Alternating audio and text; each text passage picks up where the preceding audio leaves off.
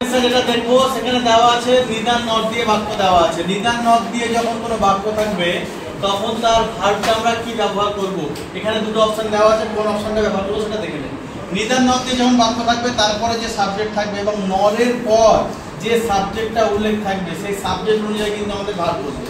এখানে নিদান নরের পর যে সাবজেক্টটা আছে সেটা হচ্ছে চাইল্ড, আর চাইল্ড মানে একটা শিশুর কথা বোঝাচ্ছে, তাহলে ইজ হবে না হবে ইজ হবে। তাহলে নিদান নট দিয়ে যদি থাকে তাহলে নরের পরে যে সাবজেক্ট থাকবে সেটাকে দেখবো এবং সেটা অনুযায়ী ভার্ব বসাবো।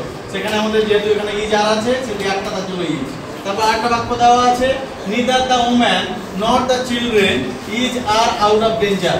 তাহলে এখানেও নিদার নট দেওয়া আছে, তাহলে সাবজেক্ট ভার্ব এগ্রিমেন্ট অনুযায়ী নরের পর যে সাবজেক্টটা আছে সেই সাবজেক্টটা আমরা দেখব। সেই সাবজেক্টটা কি আছে? চিলড্রেন। চিলড্রেন মানে একটা শিশু না অনেকগুলো? যেহেতু অনেকগুলো শিশু তাহলে ইজ হবে না আর হবে? তাহলে নিদার নট দিয়ে যদি থাকে নরের পরের সাবজেক্ট অনুযায়ী কিন্তু আমাদেরকে ভার্ব বসাতে হয়। এটা সাবজেক্ট ভার্ব এগ্রিমেন্টের